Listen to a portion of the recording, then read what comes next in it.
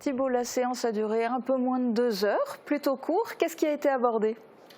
Alors parmi les points énoncés au Conseil, il y en avait 4 qui concernaient notamment des marchés publics et notamment un pour Halloween.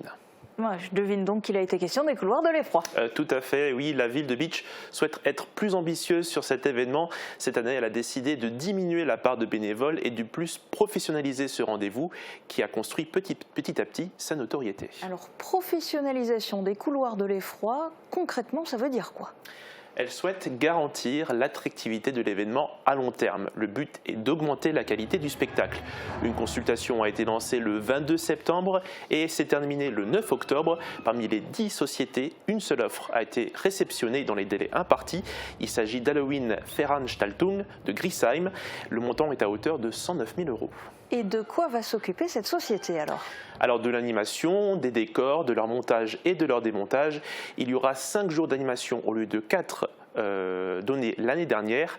17 salles seront assurées par la société allemande et 3 seront assurées par des bénévoles. Il y aura 36 acteurs professionnels et 7 maquilleuses dont l'hébergement et le repas seront aussi pris en charge par l'entreprise. La ville voit plus haut. Et plus long, 5 dates donc, et les couloirs de l'effroi qui se dérouleront du coup les 27, 28, 29, 30 et 31 octobre. D'autres points à évoquer suite à ce conseil municipal? Oui, on est toujours dans les marchés publics. La ville de Bitche souhaite s'engager dans la restructuration des vestiaires et du clubhouse du stade municipal.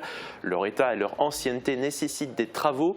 L'idée est de les refaire ou de les rénover pour être adaptés à accueillir des équipes classées au maximum en régional.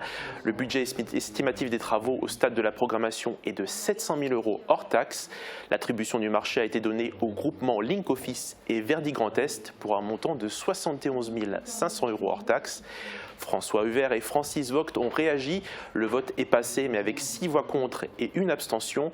Ce qui a été soulevé et dénoncé, ce n'était pas la nécessité du projet, mais sa méthode d'approche et son montage.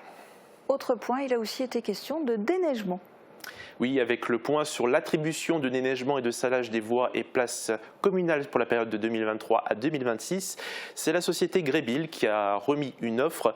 Elle était déjà attributaire du marché pour la période précédente. Un dernier point que tu voulais aborder?